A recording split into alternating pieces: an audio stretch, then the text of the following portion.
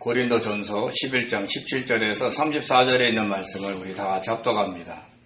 내가 명하는 이 일에 너희를 칭찬하지 아니하나니 이는 너희의 모임이 유익이 못되고 도리어 해로움이라.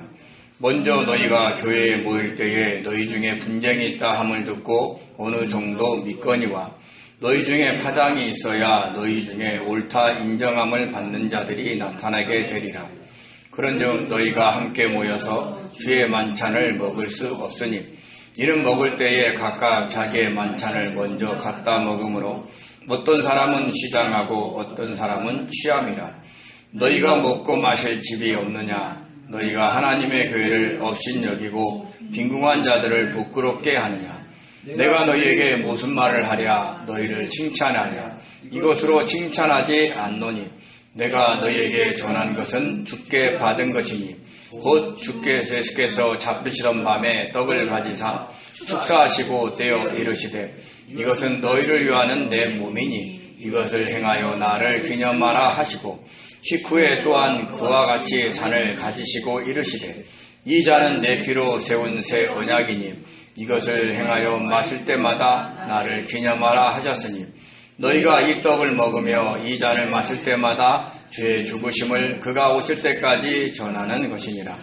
그러므로 누구든지 주의 떡이나 잔을 합당하지 않게 먹고 마시는 자는 주의 몸과 피에 대하여 죄를 짓는 것이니라.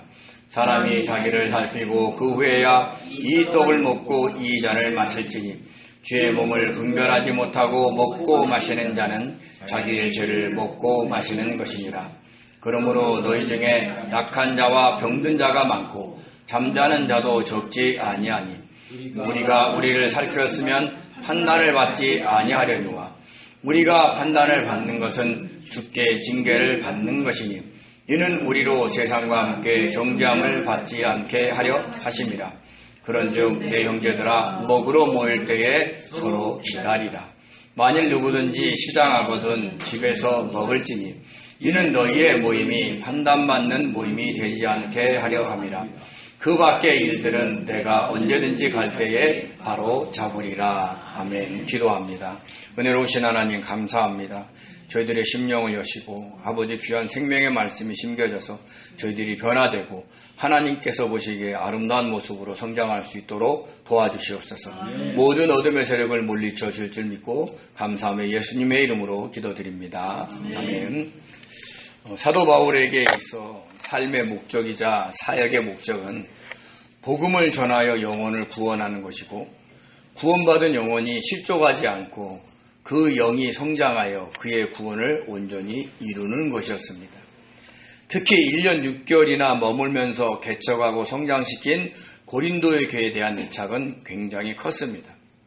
그가 얼마나 고린도 교회와 교인들을 사랑했느냐면 믿는 자로서 누릴 수 있는 자유, 사역자로서 주장할 수 있는 권리를 다 내려놓았습니다.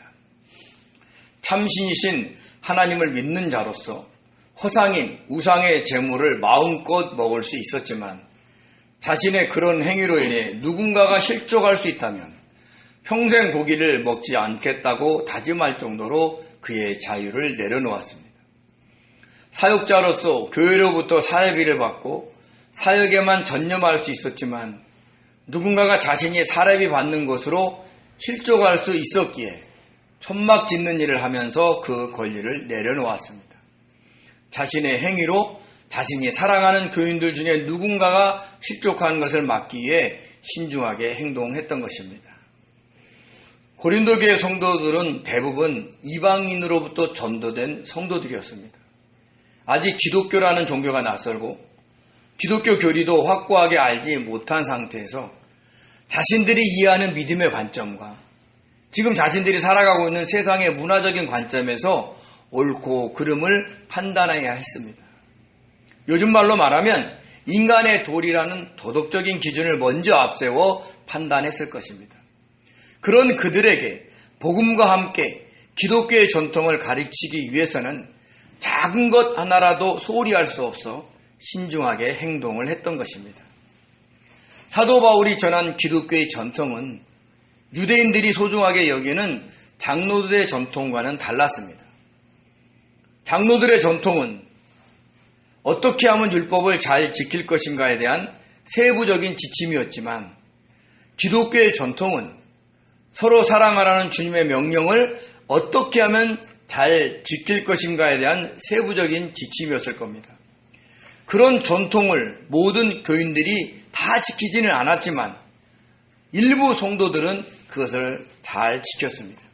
그래서 바울은 그 잘 지킨 교인들을 고린도 교회의 대표 교인으로 여기고 그들을 칭찬을 했던 겁니다. 그리고 전한 말씀이 공적 예배 시간에 여성도들이 머리에 수건을 쓴 문제를 언급했습니다. 이 문제를 언급한 것은 이방인으로서 전도된 초신자들과 불신자들을 위함이었습니다. 초신자들이 믿음을 잃지 않도록 불신자들이 복음의 말씀을 받아들이도록 하기 위한 방침이었습니다. 당시 고린도 상황과 문화를 살펴보면 여성의 긴 머리는 여성스러운 우아한 장식이며 권위와 명예의 상징이었습니다. 그리고 머리에 무엇을 쓰는 것은 긴 머리와 동일하게 여겼습니다. 그래서 당시 여성들은 공적인 예배뿐만 아니라 평상시에도 야시막이라는 수건을 쓰고 다녔습니다. 자신의 정숙함을 나타낸과 동시에 유부녀들은 자신에게 남편이 있음을 표현한 겁니다. 반면에 머리를 짧게 자르는 경우는 애통이나 슬픔을 표시할 때를 제외하고는 부정적인 의미가 강했습니다. 조신하지 않거나 간음죄를 범했을 때에도 머리를 짧게 잘랐기 때문입니다. 특히 아프로디테 신전에서 일하는 사제로서 매춘 행위를 하는 여인들이 짧은 머리를 했기 때문에 짧은 머리는 여성의 수치로 여겼던 것입니다. 이런 고린도의 상황과 문화 속에서 공적 예배를 드릴 때 여성도들이 머리에 수건을 쓰지 않고 예배를 드리면 그 모습을 보고 불신자들이 교회를 부정하고 불결한 집단으로 오해할 수 있었습니다. 그러면 그들에게 복음을 전하기가 어려워지고 그러면 그들의 영혼 구원도 어려워지기에 사도 바울은 그것을 서로 사랑하라는 기독교의 전통과 접목시켜 권면을 했던 것입니다. 서로 사랑하라는 주님의 명령에 따라 불신자들과 초신자들을 사랑하는 마음으로 불신자들의 영혼을 구원하고 초신자들의 영혼의 온전한 구원을 위해 여성도들이 머리에 수건을 쓰는 것이 옳다고 강조했습니다. 그들에게 공적 예배가 정숙하고 정결한 모임임을 알리기 위함이었습니다. 그리고 머리에 수건 쓰는 문제를 영적 질서의 관점에서 해석하고 교리적으로도 설명을 했습니다. 기독교의 영적 교리는 여자의 머리가 남자이고 남자의 머리가 그리스도이고 그리고 그리스도의 머리가 하나님이십니다. 왜냐하면 남자는 하나님의 창조물인 흙으로 먼저 창조되었고 여자는 남자의 갈빗대로 그 다음에 창조되었기 때문입니다. 이 질서는 그리스도와 남자의 관계만 상하관계이고 남자와 여자, 하나님과 그리스도는 수평관계로 형성된 것입니다. 그래서 교회에서는 남자가 여자보다 서열이 높은 것이 아니라 주님 안에서 동등한 하나입니다. 단지 남자는 주님께서 교회를 사랑하듯이 여자를 사랑해야 하고 여자는 교회가 주님께 순종하듯이 남자에게 순종해야 합니다. 교회를 세워나가기 위한 질서이기 때문입니다. 그래서 여성도가 머리에 쓰는 것도 교회를 세워나가기 위함이었습니다. 불신자들이 전도되어 들어오고 초신자들이 성숙한 그리스도인으로 성장되게 하기 위함이었기 때문입니다. 그래야 하나님의 교회에 거치는 자가 되지 않습니다. 하나님의 교회는 영육간에 성장해야 합니다. 그 길에 거치는 자가 되지 않도록 하나님의 뜻과 관점에서 스스로 판단하며 생활을 해야 합니다. 이처럼 성경에는 정확한 지침이 없는 문제들이 당시뿐만 아니라 오늘날에도 많습니다. 이것을 아디아포라라고 얘기했습니다. 오늘날 교회 내에서 발생하는 대부분의 문제들은 다 아디아포라입니다. 성경에 정확한 지침이나 명령이 없기에 논쟁의 소지가 되기도 하죠. 그럴 때 우리는 하나님의 뜻과 관점에서 그런 문제를 스스로 판단해야 합니다. 하나님의 뜻이 무엇입니까?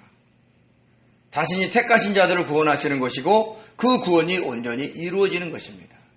그래서 사도 바울이 한 영혼도 실족시키지 않기 위해 자신의 자유와 권리를 내려놓았듯이 우리들도 한 영혼도 실족하지 않기 위해 자신의 자유와 권리를 내려놓아야 합니다. 그리고 하나님의 뜻과 관점에서 스스로 판단하고 행동을 해야 하는 것을 잊지 마시기 바랍니다. 지난주 살펴본 문제, 여성도가 머리에 수건을 쓰고 공적 예배에 참여하는 것은 고린도에 살고 있는 불신자들이 교회를 정결한 집단으로 알아 실족하지 않고 들어오게 하는 목적이 더 컸습니다. 그런데 오늘 살펴볼 본문은 교회 내에 있는 초신자들, 특히 사회적 신분이 낮은 성도들을 실족시키지 않기 위한 바울의 권면이라는 것을 잊지 마시기 바랍니다. 우리 고린도전서 11장 17절에 있는 말씀을 같이 읽겠습니다. 내가 명하는 이 일에 너희를 칭찬하지 아니하나니 이는 너희의 모임이 유익이 못되고 도리어 해로움이라. 아멘. 내가 명하는 이 일은 앞으로 언급할 문제를 말한 것이고 그 일에 대해서는 칭찬하지 않겠다라고 했습니다. 여자가 머리에 수건을 쓰느냐 마느냐의 문제를 언급할 때는 자신이 전한 기독교의 전통을 잘 지키고 있다고 칭찬하면서 설명을 했습니다. 그런데 여기서는 반대로 말한 겁니다. 당시 문화와 상황에 따라 생기는 문제를 언급할 때는 칭찬하며 시작했고 정작 교회 내에 발생하고 있는 문제를 언급할 때는 칭찬하지 않고 시작을 한 것입니다. 사도 바울이 무척 화가 나 있음을 보여지는 구절입니다. 그럼 어떤 문제가 생겼길래 이렇게 화가 나 있었을까요? 우리 18절에서 19절을 같이 읽겠습니다. 먼저 너희가 교회에 모일 때에 너희 중에 분쟁이 있다 함을 듣고 어느 정도 믿었거니와 너희 중에 파당이 있어야 너희 중에 옳다 인정함을 받는 자들이 나타나게 되리라. 아멘. 교회에서 성도들이 모였을 때 어떤 문제를 가지고 분쟁이 일어난 것입니다. 분쟁의 헬라어 스키스마는 쪼개기, 잡아찢기, 분열이라는 뜻이 있습니다. 성도들이 모였는데 오히려 교회를 잡아찢을 정도의 분쟁이 일어났다는 겁니다. 모이기에 힘써야 되는데 그 모임이 교회를 갈라지게 하는 원인이 됐다는 얘기를 하는 거죠. 그런데 그런 분쟁이 있다는 것을 사도 바울도 어느 정도 알고 있었고 그런 분쟁으로 인해 파당까지 생겨야 그 문제에 대한 누가 옳다, 그르다라는 그것을 정할 수 있다라고 이야기를 하는 겁니다. 즉, 이 문제에 대해서 한두 성도가 문제를 제기해서 생길 수 있는 것이 아니라 많은 성도들이 이것을 문제로 인식을 하고 심지어는 분쟁까지 할 정도로 그 정도로 가서 파벌이 형성돼야 그때서야 누가 옳다, 틀리다라는 것을 인정받을 수 있다라는 얘기를 하는 겁니다. 즉, 이 문제가 왜 잘못되었는지 많은 성도들이 공감할 수 있어야 한다라는 뜻입니다. 사람들은 자신이 옳다라고 생각하면 쉽게 그 생각을 바꾸지 않습니다. 진실이 드러나도 인정하지 않고 우길 때도 있습니다. 이렇게 많은 사람들이 의견을 내고 공방을 벌일 때 그때 교회 내에 권위 있는 자가 어느 쪽이 옳은지를 결정해주면 모든 사람들이 수긍하게 됩니다. 오늘날 저와 여러분이 살고 있는 이 사회에서는 이 역할을 누가 하죠? 사법부가 합니다. 서로 간에 의견 대립이 생겨 분쟁이 일어나면 무엇이 옳은지 그른지를 재판관이 결정을 해줍니다. 그러면 그때 대부분 인정을 합니다. 그래서 이 문제에 관해 사도 바울 자신이 정확하게 알려줄 것이니까 그런 분쟁, 그런 파당이 생기는 것은 좋다라는 뜻입니다. 왜요? 결론은 바울의 말로 올바르게 결정될 것이니까요. 그래야 모든 성도들이 인정하고 이 문제를 해결하려고 적극적으로 활동을 할 것이기 때문입니다. 자, 그럼 어떤 문제로 이렇게 분열이 생기고 파당까지 형성되었을까요? 우리 20절에서 22절을 같이 읽겠습니다. 그런즉 너희가 함께 모여서 주의 만찬을 먹을 수 없으니 이는 먹을 때에 각각 자기의 만찬을 먼저 갖다 먹음으로 어떤 사람은 시장하고 어떤 사람은 취함이라. 너희가 먹고 마실 집이 없느냐? 너희가 하나님의 교회를 업신여기고 빈궁한 자들을 부끄럽게 하느냐? 내가 너희에게 무슨 말을 하랴? 너희를 칭찬하랴? 이것으로 칭찬하지 않노라. 아멘. 고린도 교회는 성도의 교제를 위해 애찬을 나눈 후에 성만찬을 거행했습니다. 이 애찬을 아가페 밀이라고도 합니다. 이것은 각자가 음식을 가지고 와서 함께 나누어 먹는 그 예식이죠. 그러니까 오늘날 저희들이 예배 끝나면 중식을 같이 먹을 때 성도들이 함께 서로 갖고 온 음식을 먹고 나눠 먹는 거랑 같습니다. 얼마나 보기 좋은 모습입니까? 그런데 문제가 생겼습니다. 주인이나 권력이 있는, 즉 이 땅에서, 즉 고린도에서 잘 사는 성도들은 일찍이 와서 자기가 가지고 온 좋은 음식을 다 갖다 먹어버렸습니다. 즉 잘 사는 사람들끼리 모여 좋은 음식을 나눠 먹은 겁니다. 그러면 어떻게 되냐면 노예나 신분이 낮은 성도는 일이 늦게 끝나기 때문에 일찍 올 수도 없고 또 그 시간에 자기가 가지고 올 음식도 변변치 않아 굶게 됩니다. 얼마나 속상하겠습니까? 심지어 먼저 온 성도들 중에는 막 배불러하고 또 어떤 성도는 취해 있습니다. 포도주를 너무 많이 마셔서. 그 모습을 보고 얼마나 자괴감을 크게 느끼겠습니까? 사회에서 신분이 낮은 것도 서러운데 교회에 와서도 그런 대접을 받아야 하니까 얼마나 속상하겠습니까? 그런 수모를 당한 후에 거행되는 성만찬에 참여하는 그 성도의 마음은 얼마나 아프겠습니까?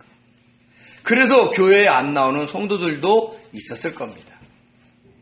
믿음이 약한 초신자나 신분이 낮은 성도들을 실족시키고 교회를 분열시키기에 딱 좋은 상황이 된 것입니다. 이에 사도 바울이 고린도 교회 성도들을 책망한 겁니다. 하나님의 교회를 업신여기고 가난한 성도들을 부끄럽게 했으니 도저히 칭찬할 수 없다라고 한 겁니다. 업신여기다의 헬라어 카타브로네오는 대수롭지 않게 생각하다, 경히 여기다, 멸시하다라는 뜻이 있고 부끄럽게 하다의 카타이스키노는 모욕을 주다, 욕되게 하다, 부끄럽게 하다라는 뜻이 있습니다. 주님이 핏값으로 사신 하나님의 교회를 멸시하고 가난한 성도들에게 모욕을 주었는데 어떻게 칭찬할 수 있었겠습니까? 근데 어쩌면 잘 사는 성도들은 그렇게까지 생각하지 않고 먹고 마셨는지도 모릅니다. 왜요? 자신이 가지고 온 음식을 먼저 먹었을 뿐인데 사회에서도 그렇게 하는 것이 당연한 일인데 그것이 어떻게 교회를 업신여기고 가난한 성도를 부끄럽게 했다는 거냐라고 따졌을 겁니다. 그래서 분쟁이 일어났고 그래서 사도 바울이 성만찬의 진정한 의미를 되새기기 위해서 다시 설명을 시작하게 된 것입니다. 우리 23절에서 26절을 같이 읽겠습니다. 내가 너희에게 전한 것은 주께 받은 것이니 곧 주 예수께서 잡히시던 밤에 떡을 가지사 축사하시고 떼어 이르시되 이것은 너희를 위하는 내 몸이니 이것을 행하여 나를 기념하라 하시고 식후에 또한 그와 같이 잔을 가지시고 이르시되 이 잔은 내 피로 세운 새 언약이니 이것을 행하여 마실 때마다 나를 기념하라 하셨으니 너희가 이 떡을 먹으며 이 잔을 마실 때마다 주의 죽으심을 그가 오실 때까지 전하는 것이니라. 아멘. 여기서 뭐라고 그랬어요? 내가 너희에게 전한 것은 주께 받은 것이다 라고 했습니다. 근데 사실 바울은요, 주님과 동시대 인물이지만 주님이 살아계실 때는 한 번도 만난 적이 없습니다. 그런데 어떻게 주께 받은 것이다 라고 했을까요? 담에색 도상에서 빛 대신 주님을 만난 후 바울은 성령의 조명하심에 따라 많은 진리를 깨닫게 되었습니다. 그때 주님께서 제자들과 함께 행하셨던 성만찬에 대한 의미도 정확하게 깨닫게 해주셨습니다. 그래서 성만찬이 너희가 이 떡을 먹으며 이 잔을 마실 때마다 주의 죽으심을 그가 오실 때까지 전하는 것이다 라고 깨달은 것입니다. 우리 교회도 매달 첫째 주일에 거행하는 성찬식을 통해 깨달아야 하는 것은 주의 죽으심을 주님이 재림하실 때까지 전해야 한다는 것입니다. 즉 복음을 다른 사람들과 가족들에게 전해야 한다는 뜻입니다. 불신자에게는 그들을 위해 주님께서 십자가에 못 박혀 죽으신 복음을 전해야 하고, 가족들과 다른 교인들에게는 주의 죽으심처럼 자신의 뜻과 욕심은 십자가에 못 박아 내려놓으면서 삶으로 복음을 전해야 합니다. 자기의 주장을 내려놓고 자신의 자유와 권리를 내려놓고 섬겨야 하는 것이죠. 그래야 성찬식에 참여하는 진정한 의미를 실천할 수 있다라는 것입니다. 여러분이 잘 아시는 그림, 주님이 제자들과 함께 최후의 만찬을 하는 그림을 한번 생각해 보시기 바랍니다. 그 그림을 보면 어떻습니까? 오늘날의 선창식처럼 빵이 담겨있는 용기와 잔이 담겨있는 용기만 달랑 있어요? 그렇지 않습니다. 많은 음식과 함께 식사하고 있는 모습을 볼 수 있습니다. 즉 주님께서도 애찬, 아가페의 미를 나눈 후에 성만찬을 거행하신 겁니다. 그런 전통을 고린도 교회에서도 그대로 거행을 했던 것입니다. 애찬을 마친 후 주님께서 빵을 축사하시고 떼어 제자들에게 주셨습니다. 당시 빵은 오늘날로 보면 우리 큰 바게트처럼 큰 빵을 떼어서 주는 겁니다. 그래서 그것을 떼어 제자들에게 주시면서 주님이 뭐라고 하냐면 이것은 나의 몸이다 라고 하셨어요. 얼마 지나면 주님은 잡혀서 로마 군병들에게 채찍을 맞게 됩니다. 그 채찍에는 끝에 뼈들이나 쇠조각들이 달려 있어서 한 번 채찍을 해서 휘어 감으면 살점이 떨어져 나옵니다.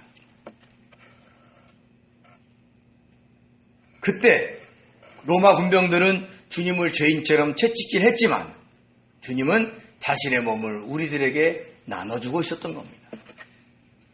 그래서 너희를 위하는 내 몸이라 하시면서 빵을 떼어주신 것이고 그것을 기념하라 라고 하시는 겁니다. 우리가 보통 성찬식에 거행할 때 분병할 때 그 로마 군병에게 맞아서 떨어져 나오는 살점을 먹는다라는 의미를 가지고 있어야 된다는 얘기를 하고 있는 겁니다. 그리고 잔을 가지시고 이것은 내 피로 세운 새 언약이라고 하시면서 주셨습니다. 마태복음 26장 28절에는 이렇게 얘기합니다. 이것은 죄사함을 얻게 하려고 많은 사람을 위하여 흘리는 바 나의 피 곧 언약의 피다라고 하셨습니다. 즉 주님께서 흘리신 피가 많은 사람을 위한 새 언약의 피였던 것입니다. 보통 이스라엘은 어떤 계약을 체결할 때 피로써 맹세를 합니다. 왜냐하면 안 지키면 죽음밖에 없다는 뜻이죠. 그러니까 꼭 지키라는 얘기를 하는 겁니다. 그 대표적인 사례가 바로 옛 언약입니다. 내용이 좀 길지만 우리 출애굽기 14장 3절에서 8절을 같이 읽겠습니다. 모세가 와서 여호와의 모든 말씀과 그의 모든 율례를 백성에게 전하매 그들이 한 소리로 응답하여 이르되 여호와께서 말씀하신 모든 것을 우리가 준행하리이다. 모세가 여호와의 모든 말씀을 기록하고 이른 아침에 일어나 산 아래에 제단을 쌓고 이스라엘의 12지파대로 12기둥을 세우고 이스라엘 자손의 청년들을 보내어 여호와께 서로 번제와 화목제를 드리게 하고 모세가 피를 가지고 반은 여러 양푼에 담고 반은 제단에 뿌리고 언약서를 가져다가 백성에게 낭독하여 듣게 하니 그들이 이르되 여호와의 모든 말씀을 우리가 준행하리이다. 모세가 그 피를 가지고 백성에게 뿌리며 이르되 이는 여호와께서 이 모든 말씀에 대하여 너희와 세우신 언약의 비니라. 아멘. 아멘. 모세가 하나님이 준 십계명과 율법을 낭독하자 백성들이 하나님의 말씀에 준행하겠다라고 맹세를 했습니다. 그러자 모세가 시내산 아래 제단을 쌓고 12지파를 상징하는 12기둥을 세우고 청년들을 보내어 서로 번제와 화목제를 드리게 했습니다. 그리고 그 짐승의 피를 반은 여러 양푼에 담고 반은 제단에 뿌렸습니다. 그리고 양푼에 담은 그 반의 양, 진짜 여러 양푼에 담았잖아요. 그것을 곳곳에 나눠서 백성들에게 뿌리면서 언약을 했던 겁니다. 한번 생각해 보십시오. 하나님과 언약하기 위해서 시내에 딱 섰는데 그때 언약한다고 물도 뿌린 게 아니라 짐승에 막 피를 뿌린 거예요. 피가 막 범벅이 됐을 거 아니에요. 안 지키면 주고, 이걸 강조한 거예요. 그러니까 반드시 지키라는 뜻입니다. 그것이 바로 옛 언약입니다. 그렇지만 이스라엘 백성들은 이 옛 언약을 지키지 못하고 그때마다 죽음과 같은 재앙을 당하게 됐습니다. 마침내 남유다가 바벨론에 의해 멸망을 당하게 되었을 때, 그때 하나님은 예레미야 선지자를 통해서 새 언약에 대한 말씀을 하셨습니다. 우리 예레미야 31장 31절에서 34절 같이 읽겠습니다. 여호와의 말씀이니라. 보라, 날이 이르느니 내가 이스라엘 집과 유다의 집에 새 언약을 맺으리라. 이 언약은 내가 그들의 조상의 손을 잡고 애굽 땅에서 인도하여 내던 날에 맺은 것과 같지 아니할 것은 내가 그들의 남편이 되었어도 그들이 내 언약을 깨뜨렸음이라. 여호와의 말씀이니라. 그러나 그날 후에 내가 이스라엘 집과 맺을 언약은 이러하니 곧 내가 나의 법을 그들의 속에 두며 그들의 마음에 기록하여 나는 그들의 하나님이 되고 그들은 내 백성이 될 것이라. 여호와의 말씀이니라. 아멘.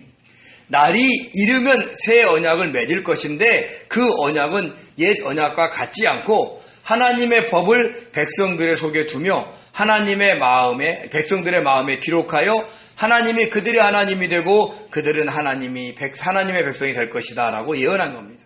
이 예언이 이루어지는 날이 바로 최후의 만찬이었고, 그때 주님은 자신의 피를 제자들에게 나누어 주면서 새 언약을 맺은 겁니다. 마치 구약에서 번제와 화목제를 드린 후에 그 짐승의 피 절반을 이스라엘 백성들 위에 뿌린 것처럼 화목제물이 되신 주님의 피를 제자들에게, 백성들에게, 오늘날 저와 여러분에게 뿌리신 겁니다. 그 언약을 지키라고 하신 겁니다. 그리고 얼마 후 주님의 피는 십자가에 못 박혀 뿌려졌고 주님이 선포한 새 언약은 그때 완성이 되었던 겁니다. 그럼 하나님의 법을 잘 지키도록 어떻게 백성들의 마음에 기록하셨을까요? 어떻게 주님을 믿는 저와 여러분의 마음속에 기록하셨을까요? 우리 에스겔서 36장 26절 27절을 같이 읽겠습니다. 또 새 영을 너희 속에 두고 새 마음을 너희에게 주되 너희의 육신에서 굳은 마음을 제거하고 부드러운 마음을 줄 것이며 또 내 영을 너희 속에 두어 너희로 내 율례를 행하게 하리니 너희가 내 규례를 지켜 행할지라. 아멘. 하나님의 영을 우리 마음속에 두어 하나님의 율례를 행하게 하시겠다라는 겁니다. 하나님의 영은 성령이시고 하나님의 율례는 그리스도의 법으로서 서로 사랑하라는 그 대명제하에 주님의 뜻대로 주님의 말씀대로 행하는 것을 의미합니다. 우리 요한복음 14장 15절에 16절을 같이 읽겠습니다. 너희가 나를 사랑하면 나의 계명을 지키리라. 내가 아버지께 구하겠으니 그가 또 다른 보혜사를 너희에게 주사 영원토록 너희와 함께 있게 하리니. 아멘. 16장 7절과 13절입니다. 그러나 내가 너희에게 실상을 말하노니 내가 떠나가는 것이 너희에게 유익이라. 내가 떠나가지 아니하면 보혜사가 너희에게로 오지 아니할 것이요 가면 내가 그를 너희에게로 보내리니. 그러나 진리의 성령이 오시면 그가 너희를 모든 진리 가운데로 인도하시리니 그가 스스로 말하지 않고 오직 들은 것을 말하며 장래일을 너희에게 알리시리라. 아멘. 주님께서 십자가에 못 박히시고 부활 승천하신 후에 보내신 성령님은 주님을 구주로 믿는 성도들의 심령 안에 들어와 함께 거하십니다. 그리고 서로 사랑하라는 주님의 명령을 지키도록 역사하여 주시면서 우리를 진리 가운데로 인도하십니다. 그래서 모든 일에 주님의 뜻을 물어보라라고 하는 것이고, 그런 후에 임하는 성령의 감동하심에 따라 행하라라고 하는 겁니다. 이것이 주님께서 성만찬을 통해 피로써 맺은 새 언약을 실천하는 것입니다. 서로 사랑하라고 하시는데 남을 모함하고 비방하거나 폭력을 행사해서 되겠습니까? 오히려 자신이 비난받고 모욕당하고 손해를 보더라도 참고 견디면서 다른 사람들의 영혼 구원과 그 구원의 온전함을 위해 희생을 해야 합니다. 그런데 자신의 이익을 위해 남을 비난하고 폭력을 행사하도록 선동한다면 그것은 새 언약을 맺는 자로서의 삶이 아닙니다. 그것은 오히려 전도의 문을 막는 행위가 될 수 있으므로 주님께로부터 큰 책망을 받을 것이고, 만약에 회개하지 않는다면 구원의 반열에서도 떨어져 나갈 것입니다. 이렇게 사도 바울은 우리를 위해서 주님께서 베풀어진 성만찬의 의미를 설명해 주면서 지금 고린도 교회 일부 성도들이 잘못 행하고 있는 것을 지적한 겁니다. 그리고 그런 행위가 주님 앞에 죄가 된다는 것을 분명하게 이야기를 해 주었습니다. 우리 27절, 28, 29절 같이 읽겠습니다. 그러므로 누구든지 주의 떡이나 잔을 합당하지 않게 먹고 마시는 자는 주의 몸과 피에 대하여 죄를 짓는 것이니라.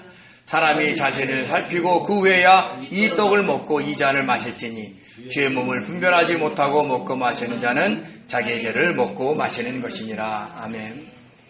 주님은 우리를 위해 자신의 몸과 피를 내어주셨는데 그것을 기념하는 성찬식에 앞서 신분이 낮은 성도들을 부끄럽게 해서 되겠느냐라는 겁니다.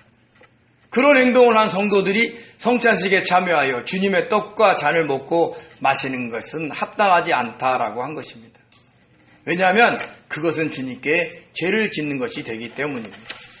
서로 사랑하라는 주님의 명령을 어긴 것이고 마음속에 함께 내재하고 계신 성령의 감동하심을 외면하는 겁니다. 그러므로 성찬식에 참여하기 전에 신분이 낮은 성도들을 배려하여 음식을 남겨두었는지 그들이 모욕감을 느끼지 않도록 힘썼는지 살핀 후에 성찬식에 참여하라는 겁니다.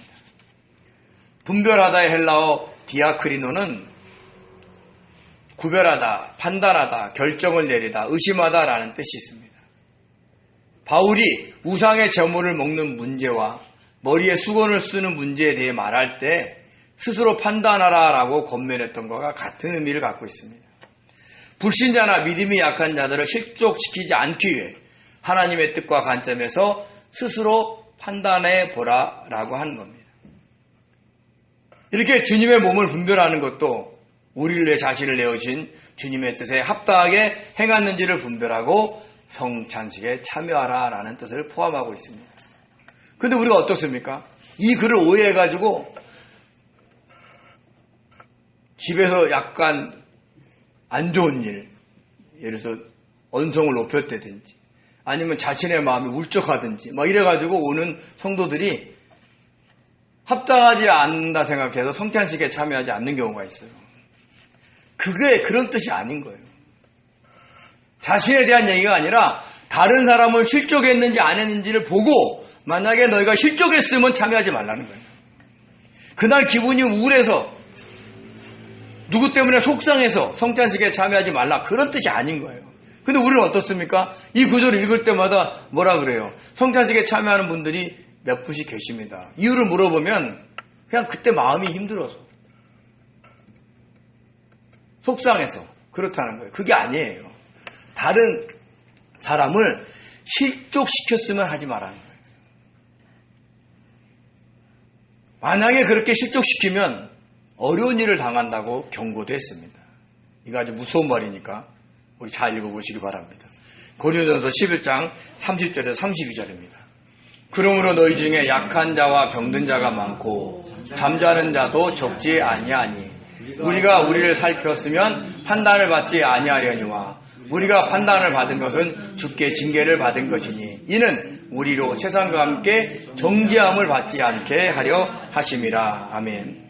이렇게 신분이 낮은 성도들을 배려하지 않고 부끄럽게 함으로 인해 어떤 성도는 약해지고 어떤 성도는 병들고 어떤 성도는 잠을 잤다는 겁니다.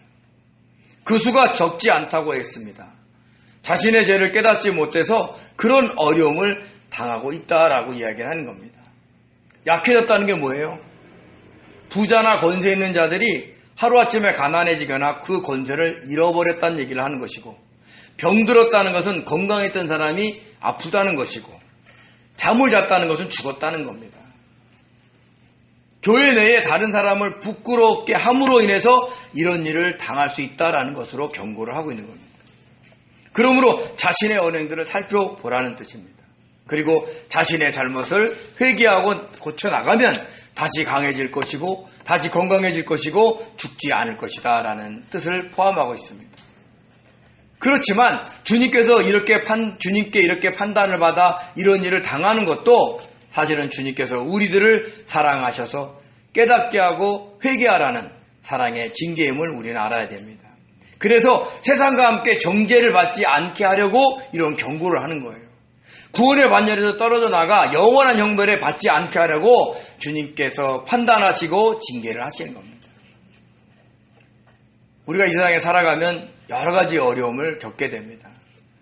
그 중에 다른 성도들을 부끄럽게 하고 실족시키는 일로 그런 어려움을 당할 수 있다는 것을 아셔야 되는 겁니다.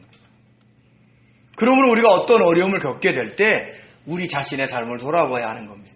그리고 서로 사랑하라는 주님의 명령에 순종하며 하나님의 감동하심에 따라 살아가야 하는 것을 잊지 마시기 바랍니다. 그러면서 사도 바울이 이 문제에 대한 해법을 제시합니다. 우리 33절에서 34절 같이 읽겠습니다. 그런즉 내 형제들아 먹으러 모일 때 서로 기다리라. 만일 누구든지 시작하거든 집에서 먹을지니 이는 너희 모임이 판단받는 모임이 되지 않게 하려 함이라. 그 밖의 일들은 내가 언제든지 갈 때에 바로 잡으리라. 아멘. 교회에서 애찬을 하려고 할 때 신분이 높든 낮든 부자든 가난한 자든 다 모일 때까지 기다렸다가 같이 식사하라라는 겁니다. 그때 막 배고파도 견딜 수 없을 것 같으면 아예 올 때 교회에 오기 전에 집에서 좀 먹고 오라는 겁니다. 그래서 어떤 성도도 신분이 낮은 성도도 부끄러움을 느끼지 않도록 하고 그런 후에 성찬식을 거행하라는 거예요. 해법이 복잡합니까? 간단해요. 뭐 하라는 겁니까? 기다리라는 겁니다. 저와 여러분들도 교회에서 어떤 행사를 할 때 할 수만 있으면 참석할 수 있는 사람들이 다 올 때까지 기다렸다가 진행하는 것이 좋습니다. 목사님이라고 먼저 하게 하거나 먼저 먹게 해서도 안 됩니다. 교회에서는 모든 성도가 주 안에서 하나입니다. 동등합니다. 그래서 함께 먹고 함께 행동을 해야 하는 겁니다. 특별히 막 교구별로 전도돼야 할 때, 찬양돼야 할 때 정말 조심해야 됩니다. 저는 그런 경우를 많이 봤어요. 그 대회에서 우승하는 것도 좋지만 그 과정에서 그 교구의 성도들을 누군가가 실족할 수 있습니다. 막 밖에 나가서는 실컷 복음을 전하는데 정작 안에서는 실족시켜서 교회를 떠나게 할 수 있기 때문입니다. 이렇게 해야 어떤 성도도 실족함이 없이 하나님의 교회가 세워갈 수 있습니다. 그래야 교회에서 진행하는 모든 모임이 판단받는 모임이 되지 않고 그로 인해 약해지거나 병들거나 죽는 일이 없는 겁니다. 우리가 가끔 교회에서 보면 교회를 열심히 하는 중직자들이나 성도들 중에서 자신이 아프거나 때로는 가족이 아프거나 갑자기 돌아가시는 분들도 있습니다. 그때 한번 돌아봐야 하는 겁니다. 그분이나 우리가 하나님의 교회에 거치는 자가 아니었나 살펴봐야 합니다. 믿음이 약한 성도들을 자주 실족시키지 않았나 돌아봐야 하는 겁니다. 그리고 교회는 규모의 성장보다는 모든 성도들이 실족하지 않고 함께 성전에 지어가는 것을 목표로 삼아야 합니다. 모든 일을 누군가가 실족할 수 있는지 살펴봐야 진행해야 한다라는 뜻입니다. 그것은 기다리는 겁니다. 저와 여러분들이 다른 사람들을 실족시키지 않기 위해 자신의 권리와 자유를 내려놓고 모든 일에 참고 기다릴 줄 아는 성도님들이 계시길 바랍니다.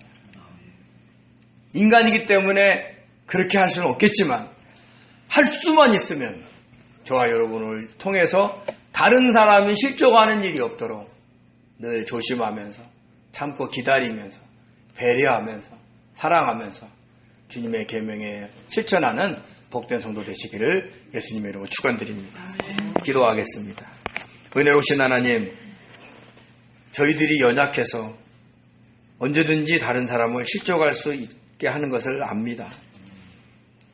그러나 저희들에게 깨닫는 마음을 허락하여 주시고 지혜를 주셔서 설령 그런 일을 행했다 하면 사과하고 미안하다는 말을 할 수 있게 도와주시고 할 수만 있으면 그런 일을 행하지 않도록 우리의 것을 많이 내려놓고 성도를 위해서 살아가는 저희들이 될 수 있도록 도와주셔서 하나님의 교회에 거치는 자가 되지 않게 하시고 다른 사람을 실족시키지 않게 하는 복된 자들이 되게 역사하여 주옵소서.